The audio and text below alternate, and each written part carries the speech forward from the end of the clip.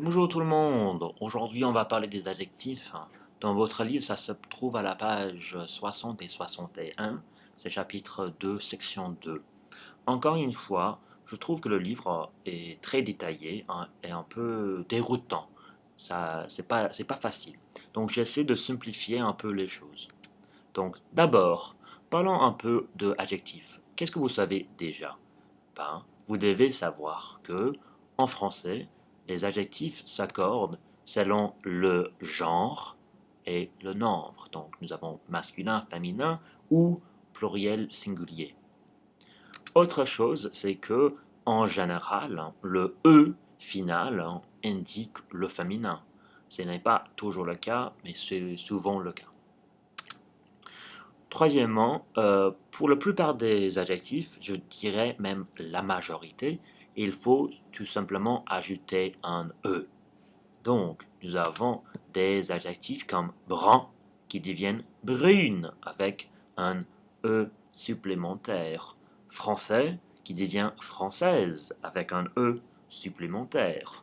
Content, contente, grand, grande. Mais malheureusement, les choses sont un peu plus compliquées.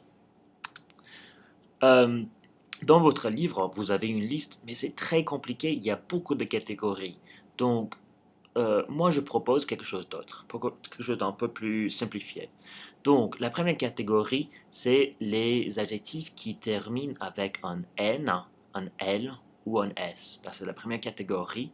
Et dans ces cas-ci, vous doublez la consonne finale au féminin. Donc, canadien, ça se termine en N, N.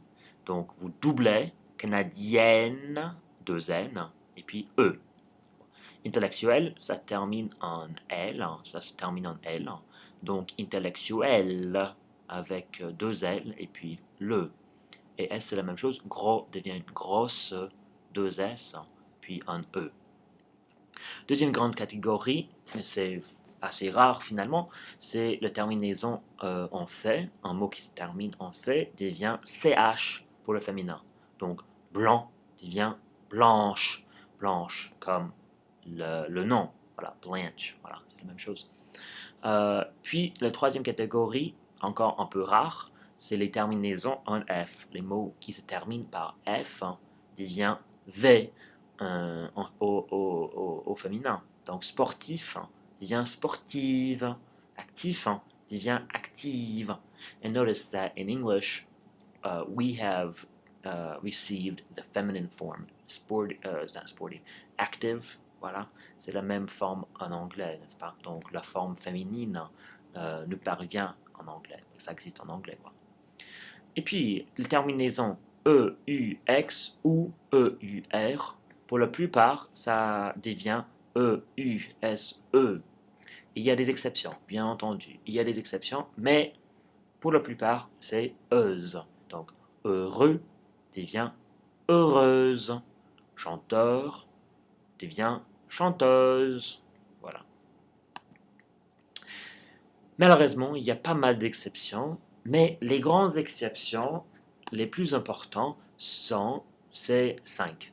Fou qui devient folle, nouveau qui devient nouvelle, roux qui devient rousse, vieux, vieille, frais, fraîche. So, crazy, new, redhead, roux, russe, vieux, old, et frais, fresh. Voilà. And you see here again the feminine form has come to us in English. Same thing, novel, nouvelle.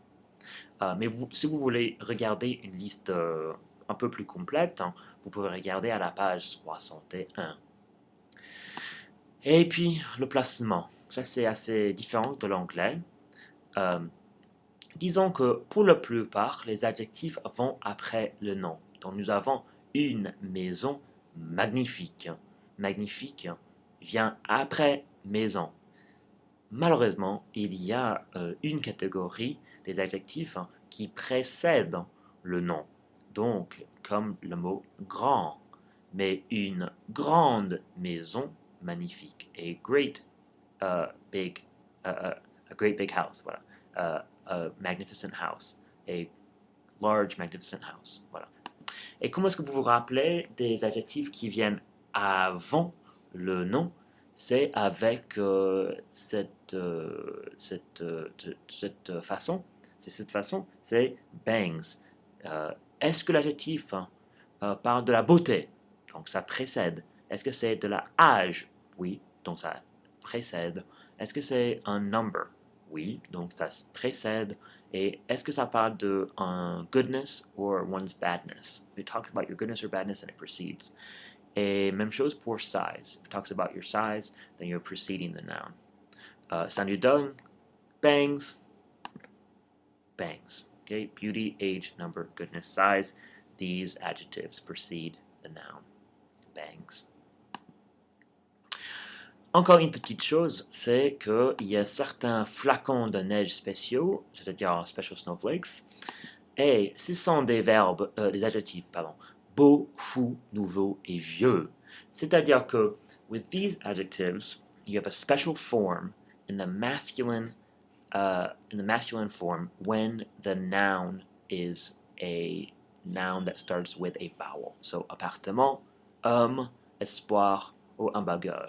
Remember that H doesn't really exist in French. It's just there for show, as it were. So an H functions kind of like a vowel.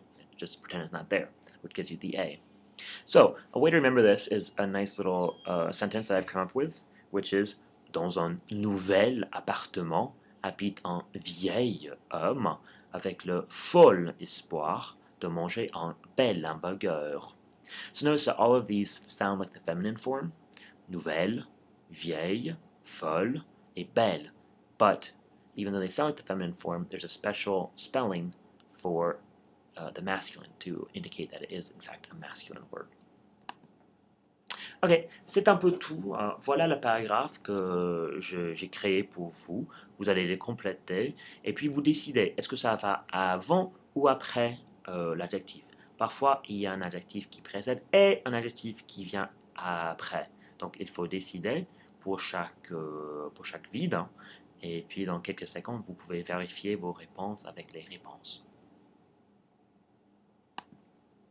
Voilà les réponses. J'espère que vous avez quelque chose de ce genre. Si vous avez des questions, posez-les-moi la prochaine fois que nous nous retrouverons. Sinon, bon courage et au revoir.